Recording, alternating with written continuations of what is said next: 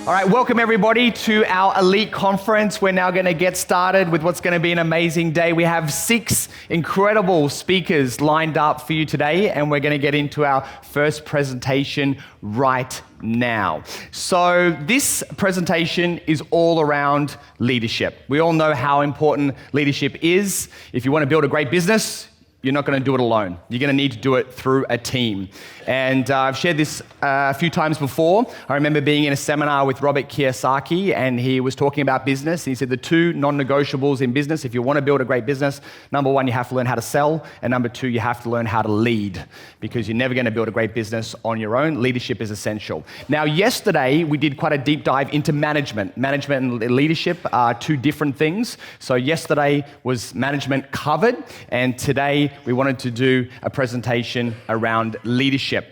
Because we like always delivering maximum value every time we talk on any subject, this presentation is titled The 18 Factors to Becoming a Great Leader. So there's going to be lots of note-taking required, because there's going to be lots and lots of points coming your way. And you might like to give yourself a little score for each of these different factors as well, how well you're doing in that particular area. So at the end, you can kind of see where are the things you're really strong at and where are the things that you need to improve. Our speaker is Nina Sunday, and Nina Sunday has been speaking professionally for over 30 years, has been running her own business for the last 25, has a company called Brain Power Training. She was one of the first people in the country to teach speed reading many, many years ago, but then went on to talk about communication, productivity, and one of her favorite subjects, which is leadership. She's also written a brand new book on this subject as well. And what I've asked her to do is to take all of her best stuff and try to put it into one presentation, hence the title, The 18 Factors to Becoming a Great Leader. So there's definitely going to be something in this presentation for everybody, and you're really going to get some great takeaways. So make sure you're ready to take lots and lots of notes. And like we do for all of our speakers here at Business Blueprint, we want to make them feel extra special even before they start their presentation. So you know what to do. Please welcome Nina Sunday. Thank you.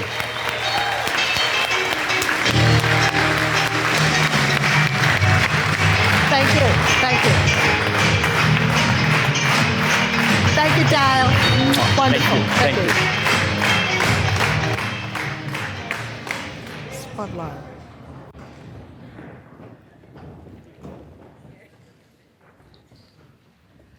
Thank you, Dale. And it's truly a great honour to be kicking off today and to share the stage with Dale. I love that man. And he has such great content. My goal today is to share with you my favourite content as well. We're going to start with a bit of fun. Would that be a good idea? We're going to test your social sensitivity. So, I've moved forward. There we go. There's going to be 6 photos. You've got a little bit longer at this one. 6 photos with 4 emotions, and you've got a notepad down there. Jot down which of those 4 emotions you think that person is expressing or feeling. So you have to, this is called the reading the eyes in the mind test. So you're kind of mind reading and guessing what emotion is that person experiencing, one of those 4. Got an answer? Jot it down. We'll go through the 6 and then we'll go through them again and give you the answer. The second one. You can read them all. Puzzled, nervous, insisting, or contemplative. Which of those 4? Jot that down.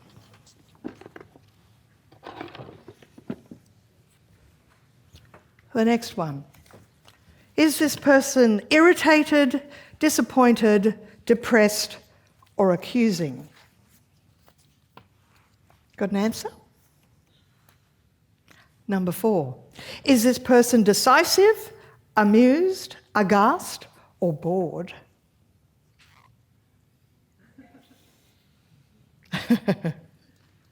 Number 5. There's a total of 6. Is this person embarrassed, guilty, fantasizing or concerned?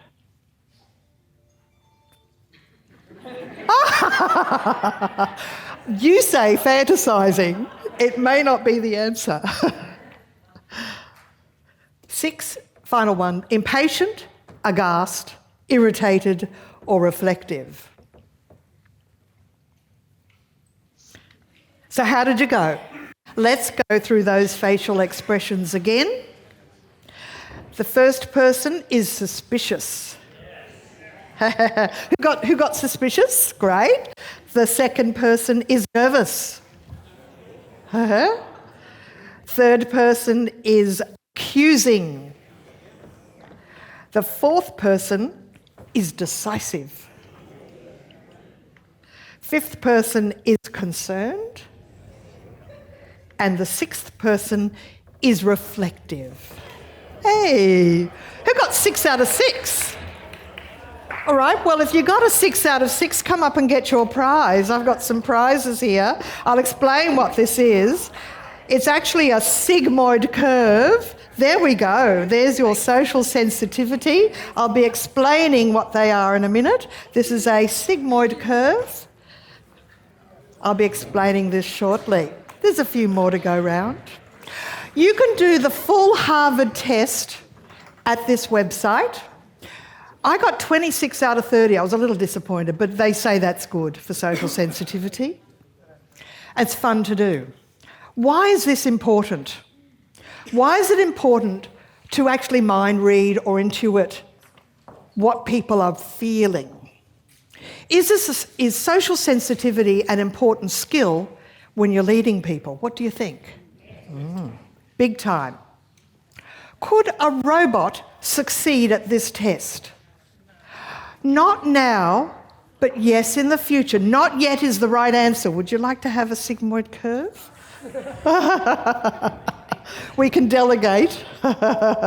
There we go. I'll explain the sigmoid curve because I'm going to share with you some of the mistakes I made, and I think I made every single one of them on the way to leading a team. And the sigmoid curve is what I consider to be the root cause model. I'll share that with you in a moment. I thought yesterday that my answer to this question was going to be, oh no, a robot will never replace us. But last night I picked up the Australian and I now open up the newspaper going, what article in the newspaper is about robots are coming? And I found this one. Are you aware that when you have your credit card in your wallet that people have readers and they can actually read your credit card, and now we have protectors for that? In 2040s, there will be people that can read your brainwaves, download your memories, replace them and put them back. That's what this article says. I'm scared. So I hope to still be around.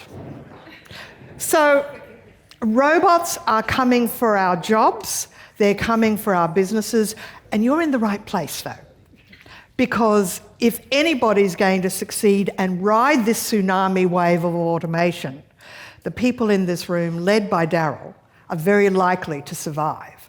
But there's going to be a whole raft of people who choose not to reskill or upskill, who will become the new unemployed. You're aware of this, aren't you? And in fact, the World Economic Forum 2018 report on the future of jobs, they've actually applied a triage model, which is there will be the life-threatened, unsavable workers that we will not retrain because they're not savable. They will actually become the big pool of unemployed. And some predictions, hopefully, what we fear won't actually manifest as bad as some of the predictions. But I've seen a video that showed a photo of the unemployment queues of the Great Depression, where in the United States it was 25%. They're predicting a 45% unemployment rate due to artificial intelligence robots joining the workforce. They're already here, of course, aren't they? 80% of auto manufacturing, that was once done by a human is now done by robots. Robot arms now work in medicine alongside surgeons. So, and who's ever gone to a live chat on a website? You're aware that's a chat bot. It's not a human. I was really surprised when I found that out. we were trying to sort of ask curly questions, myself and a girlfriend. Let's ask some really curly questions. And this response kept being repeated. And we went, oh, they're no good. We realise now it's artificial intelligence, so it can only do what it can do. So there are two other megatrends I want to share with you. It's no longer customer service, it's the customer experience. Now, when you say the customer experience, how does that flip your attitude? It's no longer what we can do for our customer, it's actually putting yourself in the shoes of the customer and seeing your business and the business process, the purchasing process, from their point of view, POV, point of view. And now it's not employee engagement. It's the employee experience, right from the onboarding moment. And I now have an onboarding and a recruitment process where I'm winning their hearts and minds right from the very first meeting. Because whoever self-selects, and I'll talk to you tomorrow in the intern session about how I get people to self-select from my shortlist, and then I choose who I want. I get people to indicate, yes, I would like to come and work for Brainpower Training, and that's when I make my decision. I've flipped recruitment right on its head, and I'll talk about that tomorrow. Employee engagement is about understanding your team members' experience right from their perspective. And that reminds me, I use the word EX, employee engagement, but I very rarely use the word employee or staff member when I'm talking with my team. I use the word team. You're a team member. Does that make sense? Research suggests that the team or the leader that calls their team members team members, there's more esprit de corps, more team spirit than if you call them my staff, my employees. So, dear staff, or invitation to employees, just get rid of that language. And that will up your EX score, your employee engagement score. So, these days, as part of employee engagement, employee experience, we really want to focus and align roles to people's strengths. Your strengths as a leader, their strengths as a participant in your business. Because the old management days, they used to treat staff like they were prisoners. You know, you follow my instructions. These days, they are volunteers. I know they're getting paid, but we have to act as if they're volunteers, and that gives a different perspective. So who's ever done for themselves or their team one of these profiles, a DISC or a Myers-Briggs or a Herman Brain Dominance or any others that are out there? They're all fabulous. In fact, I usually if I hear of a new one, I sort of sign up for it. There's even strengths profiles now. And one of the things I've done with, we used to call them research assistants, I now call them interns, paid interns. I used to get people in their gap years to work full-time for the business. They were fabulous. They'd work fabulous for a year, and then they would onboard the next gap year student the following year. But I've actually moved on, and I really favour using interns now. They might be in their gap year as well. I had an exercise, I sat them down, I stand up at the flip chart. I'm going to talk about leading from the front. When I have a meeting, it might be a meeting of one person and myself. I always stand, we always have a table, I always have a flip chart, even if I have to blue tack it to the glass behind me. But I'm writing up a summary of what we're saying. We went through all of her tasks, and we had two columns. Which do you like to do? And which would you rather hand off? And I didn't say we would hand off, but I said, how about we do a little restructure in the office? We have other people. Why don't we see if they would like to take on some of the roles that you don't get joy from? Because you know this yourself, especially if you've done desk. The high Cs, the compliance people, they love to do figures and they don't want to go to the birthday lunch, they just want to get the report done. Well, that's great. If you've got a high I, an influencer, well, they want to go to the birthday lunch. So they can hand off those sort of detailed tasks that maybe isn't to their strengths. So we now play to people's strengths. I want to talk to you about Google's Project Aristotle. And they ask the question, what's the one quality or behaviour that most contributes to effective teamwork? The minute I hear that Google has a case study about them doing research about teamwork and what are the qualities that make a difference, I listen, I read and I research. This Project Aristotle, they went through a number of questions. It's like, well, is it the fact that there's a strong manager that leads the team, or is it a less hierarchical manager that kind of is more laissez-faire? No, that wasn't the answer.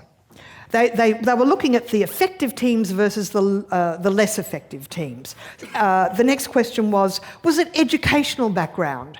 Were more qualified managers better at teamwork and results than the less tertiary qualified? No, that wasn't the result.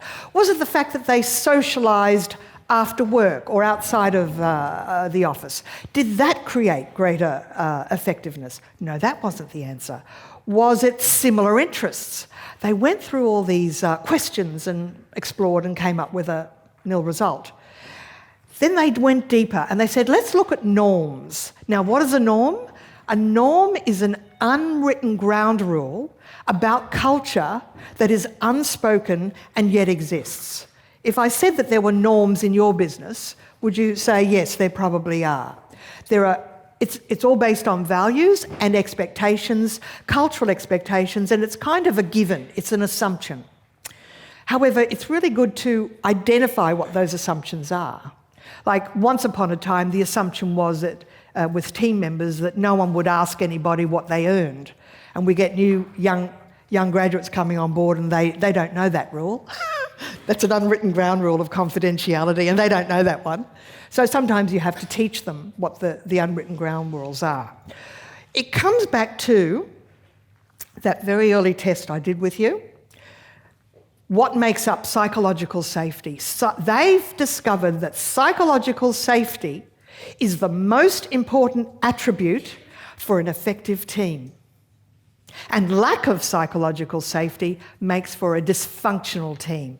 And when I look at Lencioni's model of the 5 dysfunctions of a team, you'll see that this is expressed in that model as well. I'm going to be sharing with you a couple of my favourite models today. What makes up psychological safety? 2 attributes. The social sensitivity that we did earlier. It's the ability to read just by looking at someone's facial expression and body language. This person is having an issue, maybe I need a one-on-one with them. There's not enough one-on-ones by managers with their direct reports. And there's even a new term for direct reports. We're now calling them individual contributors. So write that one down. If you refer to your direct reports, you still see it, but a better term is your individual contributors. They're not yet a manager. They may be high potential, but they're not yet a manager. The second attribute of psychological safety is conversational equality. Now think about change. Think about how all these organisations are going through major change. We do a lot of change management programs in government departments and big organisations, myself and my trainers, facilitators.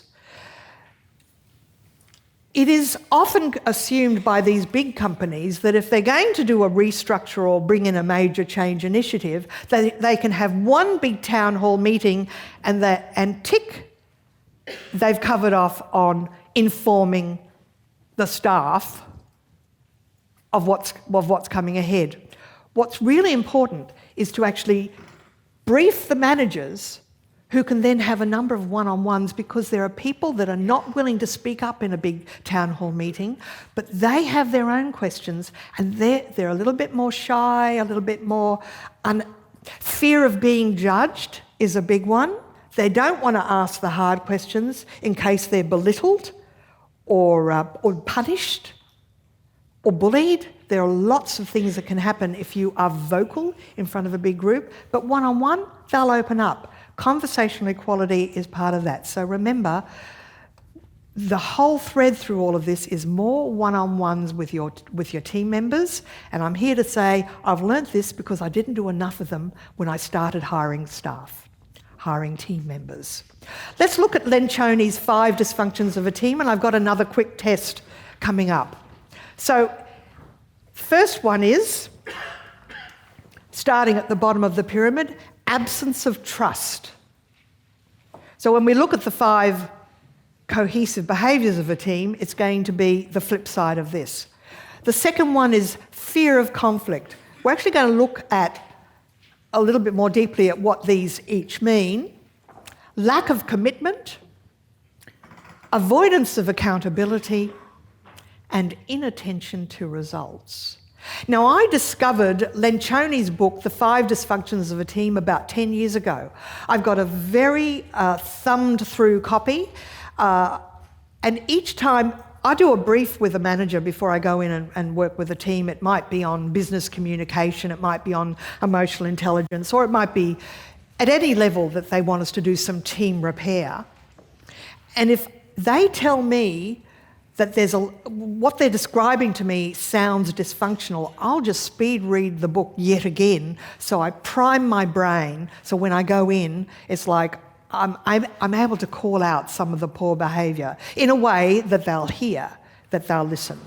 So let's look at a scenario, and I'll be showing the pyramid again, and let's see if we can associate each of those dysfunctions with the sort of thought bubbles that people have when they're sitting in a meeting. So here we have a young manager leading a team, and his thought bubble is, I'm in over my head.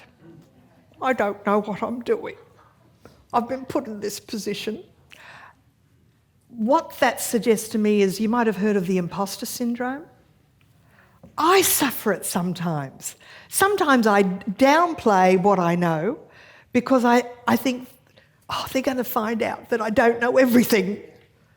We just have to actually acknowledge that to have more confidence and to be the best person and the best version of yourself that you can be, and to walk your talk.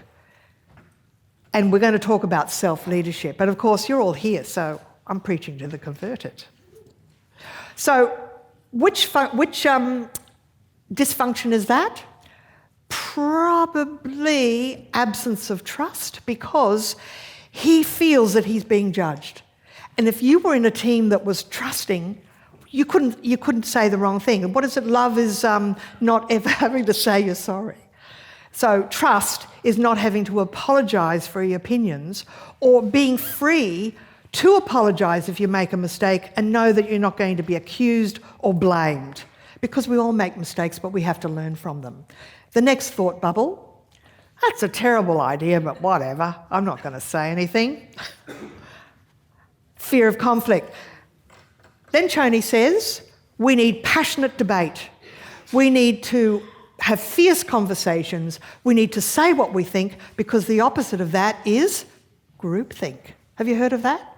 Where people just nod and say yes, and wrong decisions get made because no one is willing to challenge it, because there isn't the safety, the psychological safety, to say what they think. And can I just ask, has anybody found their way to self-employment by having worked with managers where they didn't feel psychologically safe and they couldn't speak up? And I've had that experience too. You just bit your tongue because it wasn't safe to stick your neck out, or it would be cut off. So you need to create an environment where it's okay to say, I disagree. Of course, that doesn't give permission to sarcasm. Sarcasm is definitely insidious. So it's all about having a healthy debate. Just smile and nod, whatever. So that one is lack of commitment. They can make all the decisions they like, but I really don't care because that's their decision. I'll tell you a story. I was working with an accounting firm who gave me this scenario. They wanted to repair this communication between the team. It was leading up to the end of the financial year, and the firm had created these wonderful brochures that were to be posted out to their clients to improve the firm's reputation, PR. It was a reputation exercise, but it had crucial information about what to do before the end of the financial year, and it would uplift the firm's reputation.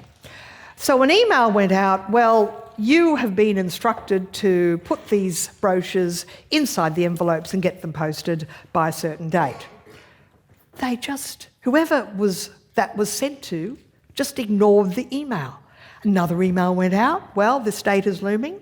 They just kept ignoring it until last minute, all hands on deck, work the weekend, pay them overtime. And in fact, what didn't happen was they didn't start with a manager having a meeting saying, we've got this great idea. We're going to improve the firm's reputation by sending out these brochures. Are you on board? Do you agree that this will enhance our reputation amongst our clients and might even win us a few extras? And in fact, might stop people leaving because we have about a 10%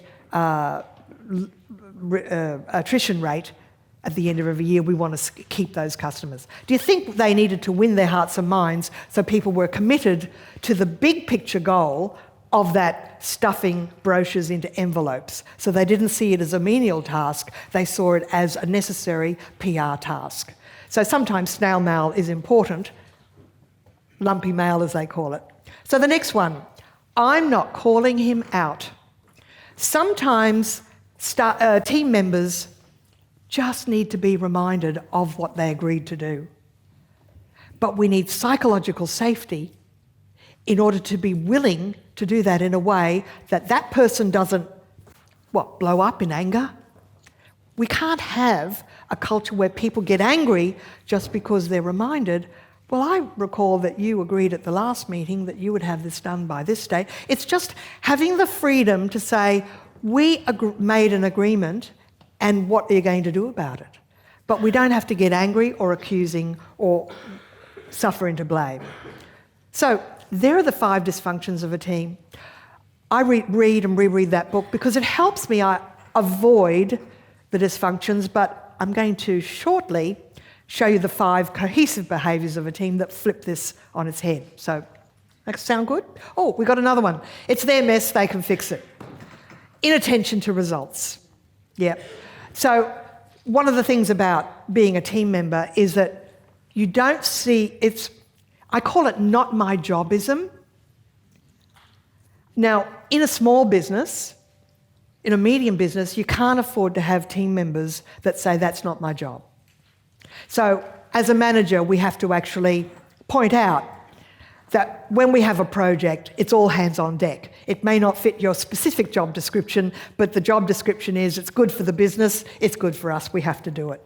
So there they are. Oh, yes. Why isn't it? Moving forward. Oh, have I done something wrong? Let's try this way.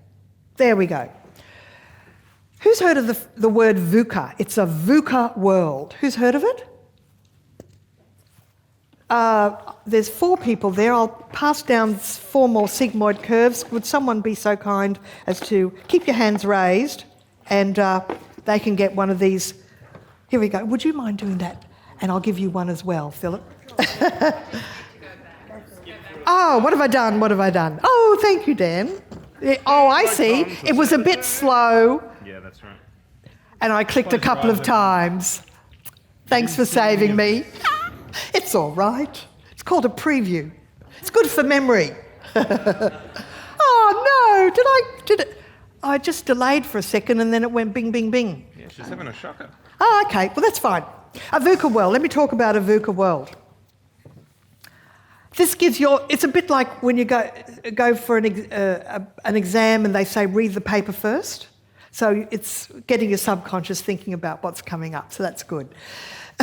It's a VUCA world. It stands for volatile, uncertain. This is perfect, isn't it? Volatile, uncertain, complex, ambiguous world. Isn't it funny that it should happen just at this slide? Because that's what it is. And the point is that term was first coined by General James Thurman in 1987 at the Army War College. It's taken 31 years for that term to catch up to the rest of the world. But that's what it is. It's a VUCA world. Yes, we're nearly there. So, Jack Welch, president of General Electric, seems to want to... he's going to fix it. We'll move to Jack Welch. Change before you have to.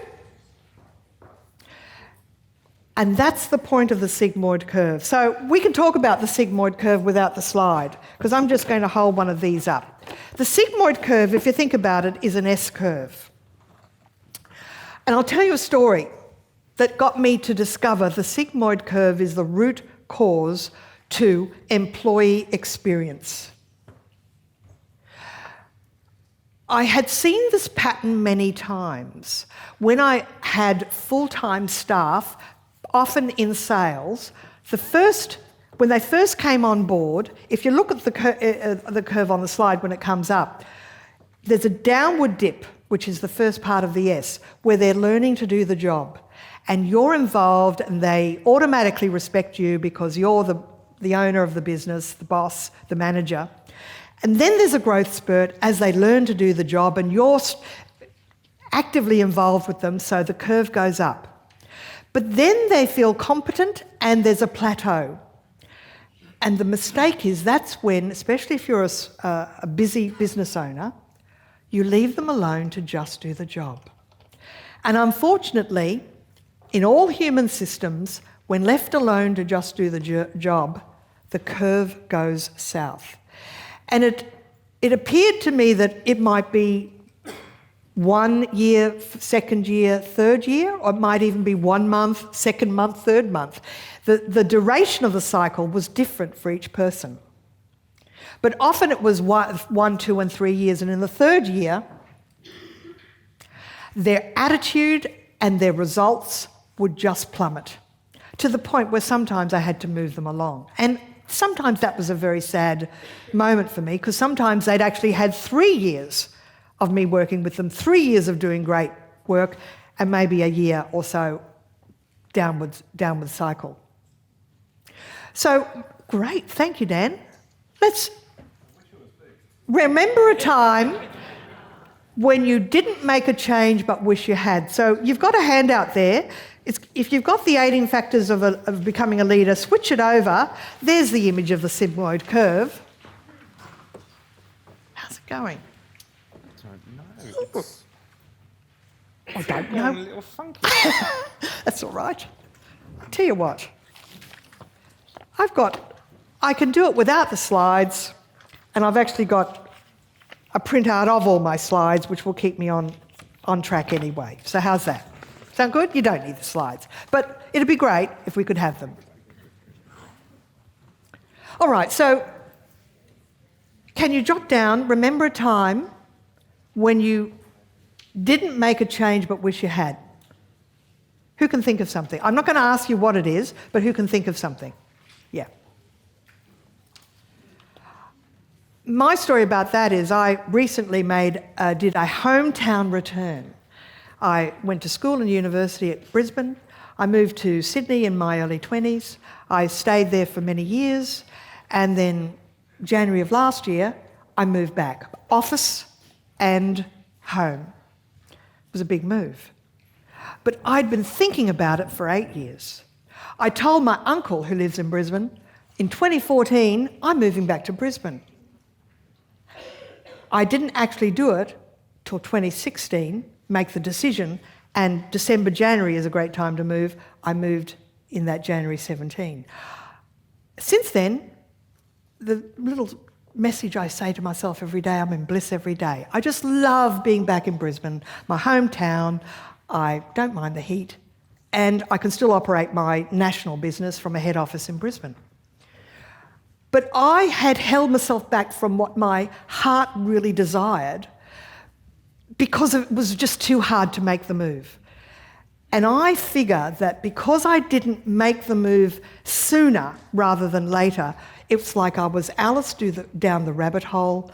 I entered a looking glass world where things just were in a shadow. And the minute I came out and actually followed my heart's desire, the sun came out again. So just think about that. Sometimes I call it the universe, maybe it's just your subconscious. All done? Thank you. Taps you on the shoulder and gives you an urge to do or go somewhere. Just do it. Just do it and see what happens. It can change the trajectory of your life. Change before you have to. So the sigmoid curve says, here it is. Charles Handy was a very prescient, forward-thinking management thinker. The book I read was The Empty Raincoat. He wrote The Age of Paradox, and he talks about the sigmoid curve. And I was trying to understand, why do staff come on board, they do a great job, and then they get demotivated? I take them out for Melbourne Cup. I take them out for their birthday. I take them out for Christmas. I thought that was enough. What I discovered is I had to actually do one-on-ones. I had to start each day with a short meeting, and I had to actually go to my team with questions rather than with answers. I was way too command and control, and I needed to actually flip it and get them to co-create the business with me. That didn't mean they ran the show, but there are ways of asking questions where they come up with the answers that you actually want them to come up with. Does that make sense? That's right. But also they may come up with an answer you hadn't even considered. So I would like you, on that image on your handout, where in your business are you in the terms of the sigmoid curve, in other words, we have to start a second curve, and we have to start the second curve before the downward cycle. We have to change before we have to. And to me, the sigmoid curve is the answer. It's the root cause to why my team members get demotivated, because I used to just leave them alone to just do the job. Is this useful for anybody to understand this? Yeah, great. So the only thing is, when you try to bring in new processes and new systems, you'll get this attitude, if it ain't broke, don't fix it. That is such dinosaur thinking. You have to change before you have to. If you wait until things are broken, it could be the point of no return and you can't turn back. So that's why continuous improvement, and I'm just loving what I even heard this morning about automating your business, because I'm definitely doing more on that. So these are the questions. These are some 5 trigger questions that you can use with your team. In fact, please do take a photograph of it. You can actually start your team with, you can pick any process or any behaviour that you do as a matter of course, and actually say, what are 20 ways to improve this? Or just an open-ended, what can we start doing, what can we stop doing, what can we do more of, less of, or what can we improve? And I believe that if you pick the low-effort, high-payoff suggestions, that's where the gold is. So I often start with, what are 20 ways to and ask a question. Just be careful. Sometimes I make it 10 ways or adjourn it, because once I was committed to getting 20 ideas and it was 2 hours later, so that's way too long. So my main message today is second curve thinking. That's what I'd like to leave you with. Leave here, go back to your businesses with second curve thinking, change before you have to. And I'm here to say that it's taken me 20 years to get to this point, because I think I was not an early adopter, I wasn't a laggard, I was early minority, in the change curve. Now, there are some mega trends those sigmoid curves I've been handing out, and I've got some more at the back of the room at the end if you want to see me and perhaps get my book, that has been 3D printed by a graduate of nanotechnology. So he and I worked on the design together. So it's to signify that to maintain second curve thinking in your business. Now, before you can be a good leader, you have to actually grow yourself. And self-leadership is the important thing because you have to walk the talk. You can't tell them to do something you're not doing. So you can't be sarcastic. I think, and in a good, healthy team, if you accidentally fall into bad habits, bad verbal habits. I think I was sarcastic once. I never heard the end of it, but at least they were safe to tell me, Nina, you're being sarcastic, and I didn't like that. And I love the fact that they called me out because that's what I want. I want that honesty and authenticity in my team because that makes us all strong in our personhood. So I've got 4 quick questions for you. If you look at the bottom left-hand corner of that page with the sigmoid curve, we're going to move through this pretty quickly because I do want to go through the 8 good behaviours of a manager as well. But I want you to tap into your secret desires. Is that a good thing? Yeah. These questions will bring up the secret desires that you're sitting on that you didn't know you had sometimes. What's the one thing you're not doing now that if you did do would make a positive difference to your sense of personal happiness?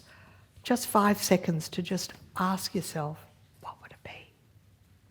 What would it be? Is it buy a musical instrument? Go for a trip to Polynesia? What would it be? Second question. What's the one thing you are not doing now that if you did do would increase your sense, make a positive difference to your sense of personal achievement? Enroll for that course. Go for that. Go into training for that fun run. What is it? What's the one thing you're not doing now that if you did do would make a positive difference to your health and fitness? Make an appointment with my doctor for a full health checkup. That's the one thing a lot of people don't do. And isn't health everything? Health is everything. And you have to know. You can't not know you have an issue. In fact, I'm wearing braces, and that's because I had a clicking jaw. And I put off for 6 months until I was having dinner with some friends in a noisy pub, and someone said, "What's that noise?" I had to fess up and say, "Oh, that's my clicking jaw." And I waited until I was embarrassed before I rang the dentist to go into treatment. And now I would have been 6 months further down the track. So that's a good thing. Final question. What's the one thing you're not doing now that if you did do would make a positive difference to your skill or wisdom? You see, we have to have the wisdom to lead a team. We have to be personally wise, and that's self-leadership. You're all here. That's fantastic. That's great. You're definitely doing that. But maybe there's one other thing that you're sitting on and you're not taking action. Take that action. So step up and lead. And here's the thing, I used to bark orders while passing someone's workstation. At one point we had 6 workstations.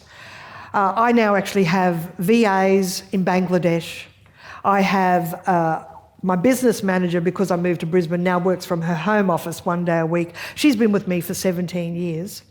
I have interns that come in maybe 1 day a week. I can have as many as I want, 1 each day of the week, or because they're flexible, if I'm not there this week, we just say we're not working this week. So that's what's great about interns, they're flexible. You can't bark orders, you have to lead from the front. So whenever an intern or whenever we've got an office day, I have a flip chart just like this. I sit them down at a table, there might only be one, and we have a meeting and we talk big picture. It might be a lesson about marketing, because you see, as I inform my team about why we're doing what we're doing, about content marketing, why am I posting on LinkedIn Monday, Wednesday and Friday? Because I've joined a LinkedIn pod, and we all promise that between 8:30 and 9:30 on a Monday, Wednesday and Friday, we will each comment on each other's posts. And it becomes a commitment. So I invite you to join me on LinkedIn because I'm posting Monday, Wednesdays and Fridays. You can do that with your own team. I lead from the front, and that way I automatically get respect because they won't lose respect for you, because one of the problems I had with salespeople is if you were not the source of fresh ideas by constantly meeting with them and giving them suggestions, what do they start to think? She'd be nothing without me. I am the business. And therein lies a problem. They may become your competitor. They may become your thorn in the side, maybe gossiping about you behind your back to other staff members. That is not a healthy team, correct? You want a healthy team. The other good thing about doing the flip chart meeting is you go to your team with questions and you give them the perception of choice. I say perception of choice because ultimately you are the arbiter, you have the veto, but you don't have to come across that way. And you don't want to just be giving orders, and that's what choice is about. It's giving them choice. It's the perception of choice. All right, Google's Project Oxygen, they came up with the 8 good behaviours of a manager, and this was as a result of noticing what people were saying as they did exit interviews in the early days of Google, when Eric Schmidt came on board as the CEO. And in the early days of Google, it was a very flat structure. They didn't have many managers at all. And then they realised that they needed to actually create managers, but once again, they looked at the effectiveness of some teams over others. And so a good manager is a good coach. I recently had the honour of doing a presentation to Women in Business Lunch for Kronos, which is a global software company based in Boston, and they have won many awards on being a good place to work. I was working with one of the teams during their 2-day offsite, and one of the managers, Charlie, mentioned, oh yes, I have to spend about 20 minutes once a month one-on-one with each of my individual contributors. And I said, how many do you have? He says, I've got 12. And we worked out that's 1 full day a month he's devoted to one-on-one discussions with his people. Attention to results. You get the best results if you're focused on interpersonal relationships and mentoring one-on-one with your team. I believe that it's important to improve your language. So it's important to actually have some templates on exactly what to say. And here is the language of ongoing praise and regard. You can Google that phrase, the language of ongoing praise and regard. And it's about praising people and appreciating them. I like the way you thank you for, it allowed me to, giving them a reason, giving them the outcome of their good actions. I appreciate you writing that email because it allowed me to actually create a template that I can use with other clients. I get that happening a lot. Don't avoid the difficult conversation. Don't put your head in the sand. I've had salespeople and staff members that were stroppy, and the behaviour you accept is the behaviour you condone. You get what you set up, and if you don't nip poor behaviour or snide comments in the bud, they will come back to haunt you. Don't put your head in the sand, because otherwise you're abdicating your role as a manager. Is this making sense? I used to abdicate. I try not to now. Great culture doesn't just happen. And it's all about using the right language as well, because here's another template that I want to share with you. But please go out. They're out there available if you do the research. This is the BFIR template. This is about when you want to give performance feedback for negative behaviour. Say someone's frequently late for meetings. When you are frequently late for meetings, not never, not always, never arrive on time or always late. You can't use never or always. See the nuance of language. When you are frequently late for meetings, I feel irritated because it means the whole team has to stop what we're talking about and cover again what we already spoke about. And what I'd like to see in future, you arriving before the meeting starts. Would you be willing to do that? And that's another good phrase, would you be willing to? So learn the language that will gain the attention and the acquiescence, people's willingness to work with you. And it's all in the right language. I am posing for you now an observation task. What's the one behaviour that can sometimes derail a team? And when you have a psychologically healthy team, that's a question you can ask the team. And they may come up with the answer. All right, let's go through the 8 good behaviours of a manager, the other 7. Does not micromanage. By the way, these are in order of priority as identified by Google's project Oxygen, and this can be found as a Harvard Business Review case study for about $16. I highly recommend it to you. It gives you the whole process and history of how they arrived at these 8 behaviours. It also gives you a list of 18 behaviours that match these 8 good behaviour headings, and honestly, it will transform the way you operate within your team. Does not micromanage. Who's heard of Perl coding language? P-E-R-L? All right, this is designer language from Perl. It's called Tim Toady. There is more than one way to do it. Do not expect people, when you give them a task, to do it your way. They may find a shortcut. So don't micromanage. And in fact, your job, if you have a large team, who's got a team of more than 10 people? Great. Well, your job as a manager, or if you're a business owner and you have managers, to train your managers that their job is not to tell people how to do it, but to remove roadblocks, to smooth the way so that people can just get on with doing the job the best and get to the result that you've asked them to achieve. Expresses interest for team members' success and personal well-being.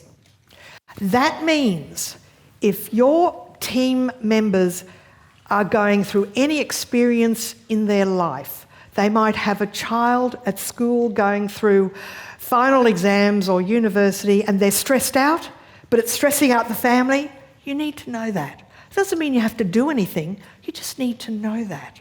If they've got parents, elderly parents that they're having to put extra support in, you need to know that. If there's been a loss in the family, even if it's a loss of a pet, you need to know that. You can't just expect them to do. It's not the attitude, we're just here to get a job done. We're here to have a relationship with the people we work with. In fact, they say if individual contributors can have a best friend at work, that's a good thing. People don't quit companies, by the way, they quit managers. You know that, don't you? Yeah. Is productive and results oriented. David Allen wrote the book Getting Things Done. That's the best book on time management. And in his prologue, he talks about his mission is to make sure that no meeting happens without a list of next actions being compiled and then shared with the team.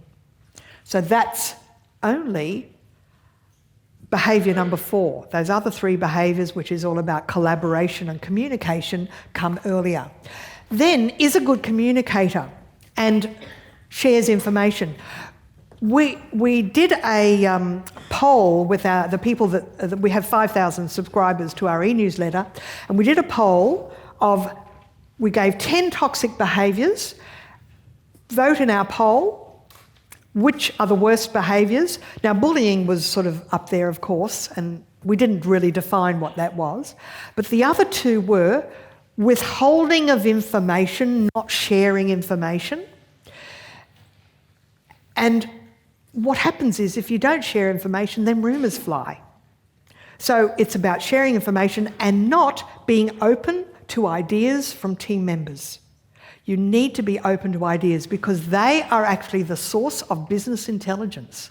And that's what I'm going to share with you about interns tomorrow. They have fresh eyes and they're cluey. I have interns now that have gone on to become captains of industry because I've had interns now for 10 years. And some of them are major consultants at New South Wales Parliament, or they've gone on to be a consultant at Commonwealth Bank or PricewaterhouseCoopers. They're really cluey people, but I got them. I got this cream to work for me, even for 6 months or 12 months, and they shared their fresh ideas with me. It's really helped my business. Helps with career progression. You need to have a one-on-one at least every 6 months with your team members and say, well, are you happy with the role? What other role would you like to have in the business? Even if it's a business of 2 people, you and your team member who's working part-time, you still need to have that conversation, or their motivation will plummet. It will be the S-curve again, the sigmoid curve. Has a clear strategy for the team. Now, this person has a pair of binoculars. We need to actually add a wide-angle lens. We need to see what's right on the horizon. 8th behaviour, technical skills to advise the team. That's number 8. So they don't want people that are just good at their job as their leader. They want all this collaborative and communication skills. Does this surprise any of you, this order of priority, that people skills and emotional intelligence is higher on the list than being good at getting the job done and getting results? Who finds that a little surprising, or did you know it already? Is this useful? Yes. Very good. All right, let's go on to Lencioni, the 5 behaviours of a cohesive team. So it's really just those dysfunctions without the dysfunctional words or phrase before it. Trust, conflict, healthy conflict, fierce conversations, permission to speak your mind without sarcasm or accusations or blame, accountability, and focus on results. So let's have a look at this one, trust. Can team members express opinions, ask for help, discuss their personal lives? Now, that is within reason. Everything is a balance, because sometimes if people are stressing you out with constant discussion of their issue, that can lead to compassion fatigue. And I've been there. But I did call them out. I said, could we actually have a day where you don't mention the topic? Did I see her blow up? She had to go. Eventually. You can find a way to move people on. But I like the fact that my team members will tell me my son graduated from the police academy and he's being transferred into regional New South Wales. And I'm a bit upset about that because he's going to leave home. Well, we can have empathy, but as it turns out, a couple of years later, he's blossoming in regional New South Wales. So, conflict, healthy conflict, that means can your team discuss issues and challenge conclusions? You see, when I was leading from the side, I didn't create the opportunity for team members to give me suggestions. And they would have to kind of grab me and say, Nina, do you think it would be a good idea if I go, no? I can't believe myself now.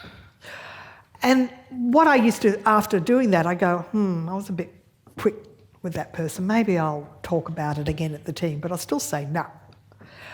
These days I'm far more open because, quite frankly, whatever suggestion they made, that I actually should have acted upon. It's just that I was too busy in operations to think about constant improvement. Now I focus more on constantly reinventing the way I do things.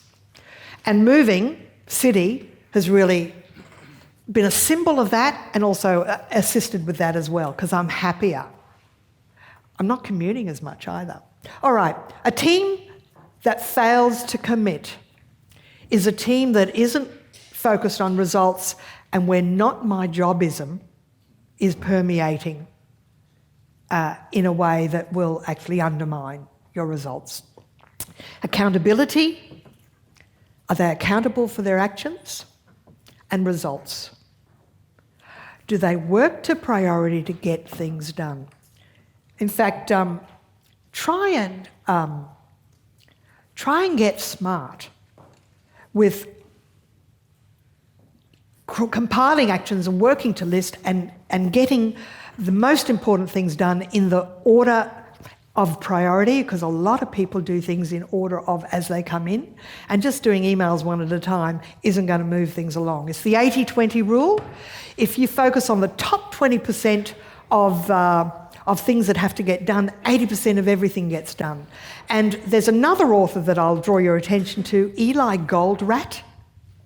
He wrote a book called The Goal, and he has a theory called the theory of constraints, and he says if you focus on the top 20% of problems, obstacles, roadblocks in your business, if you just fix the one thing that's preventing you from moving forward, it actually isn't one thing, it actually has that kind of 80-20 result.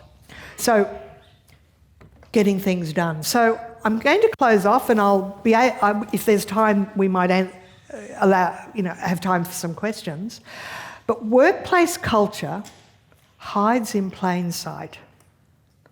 We have to actually focus on healthy collaboration, communication, emotional intelligence, and constantly reinvent the way we do things. So remember to start a second curve, and I hope that was useful. Thank you for having me. All right. Thank you. Thank you.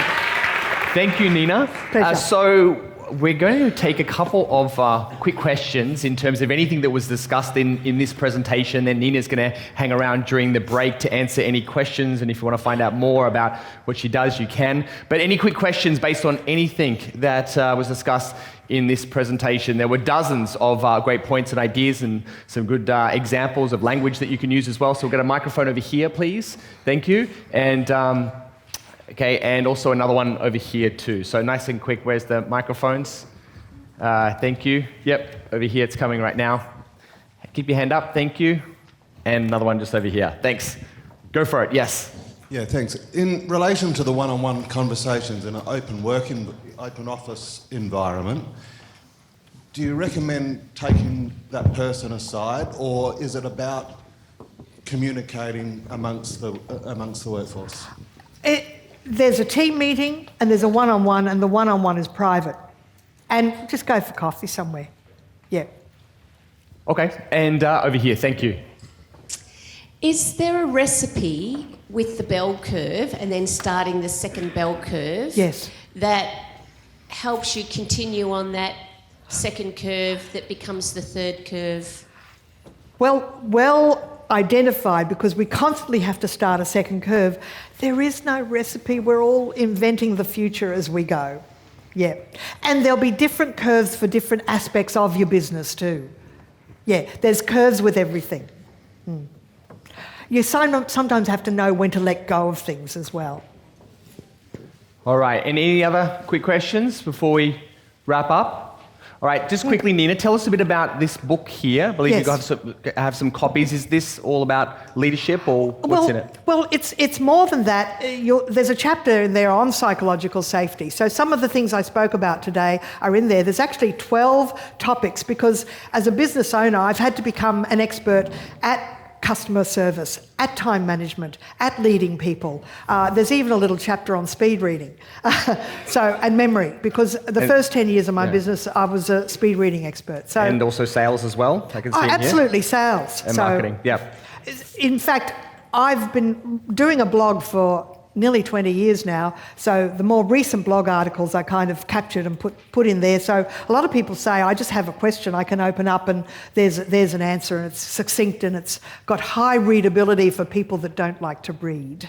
All right, and these are available during the Yes, I've got a break. number of copies at the back. Yeah. Okay, fantastic. Great. And Thanks. just quickly, Nina will also be here tomorrow running a split session all about how she's been able to leverage the power of interns.